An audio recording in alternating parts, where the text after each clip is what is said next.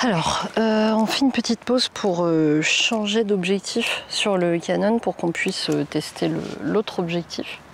Je me rends compte, ça va être difficile là pour moi parce que je me rends compte que pour tout ce qui est un peu architecture ou photo dans la ville, le 50 mm est limite trop serré. J'ai toujours envie de...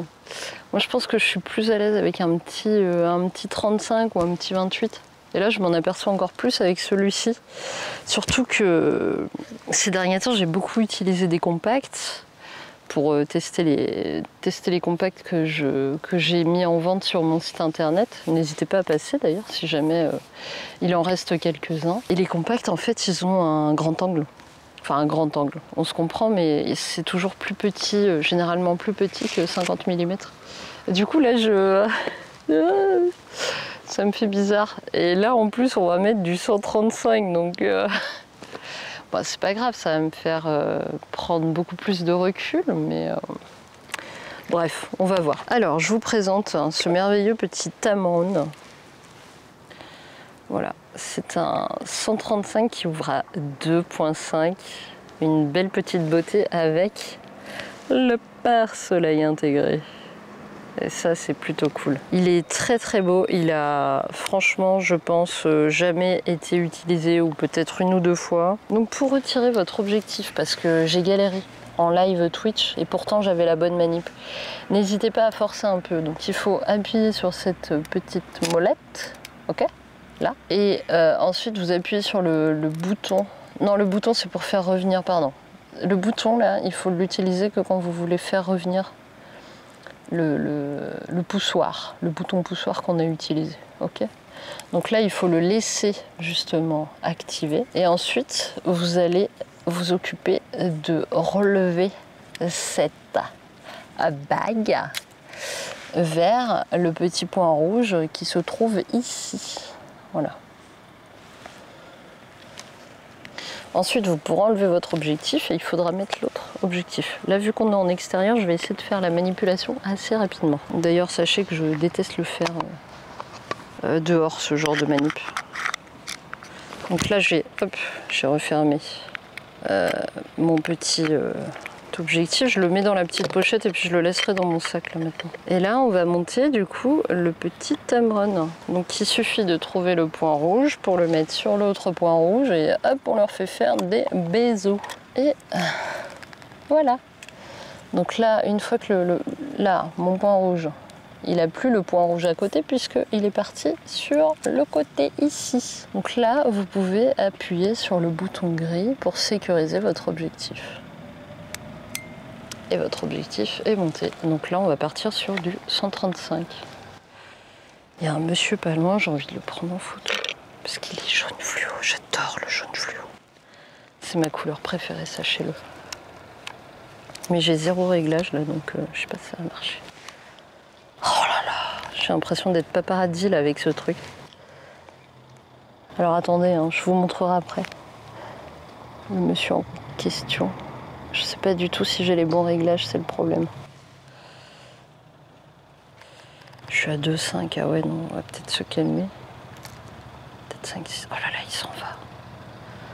Mais je voudrais pas qu'on le reconnaisse, parce que vous savez, chez Clic Argentique, on ne prend pas des photos des gens de telle sorte qu'on les reconnaît. Sinon, bah, on ne prend pas les photos. Je respecte la vie privée des gens.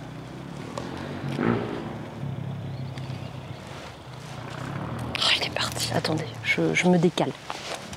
Ah bah non, il revient. Je peux pas. Hein. C'est bon, il est dodo, il est dodo. Il est dodo, vite. Yes, je l'ai eu. Autre information importante que je ne vous ai pas donnée, c'est que plus vous allez avoir un objectif qui va zoomer, et plus vous allez avoir de flou de bouger.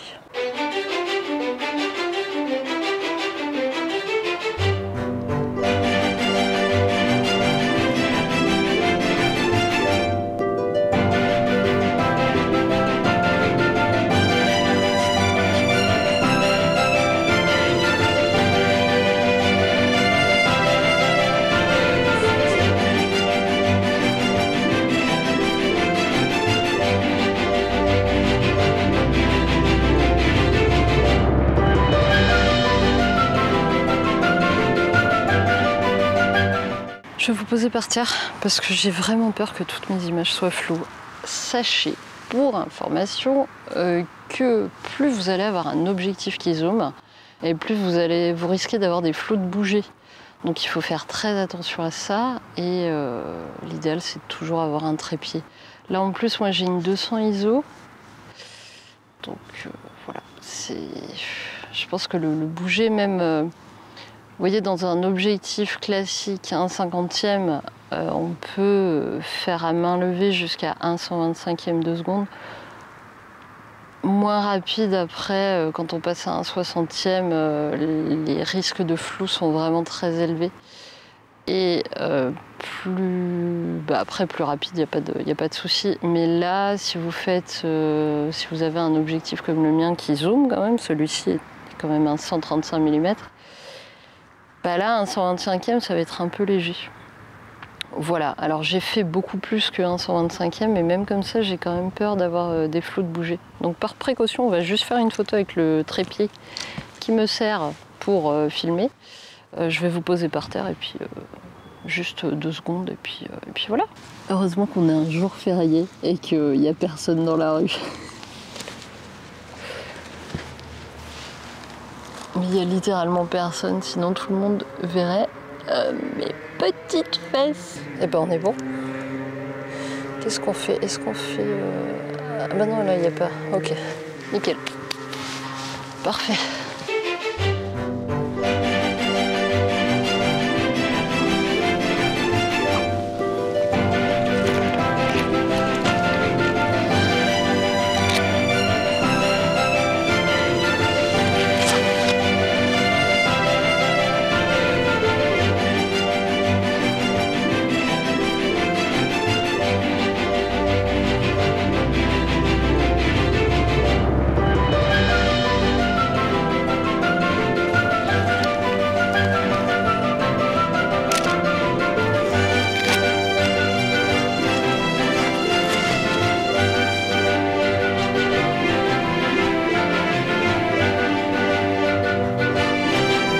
Alors, je vous fais un petit retour rapide sur le Canon AE1.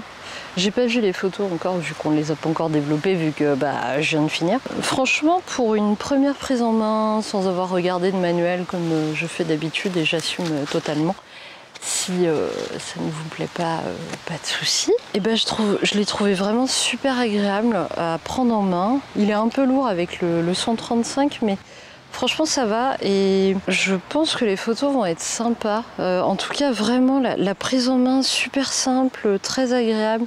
Et le bruit du déclencheur, vraiment un vrai délice. Donc voilà, j'ai très hâte de développer les photos et de voir le résultat.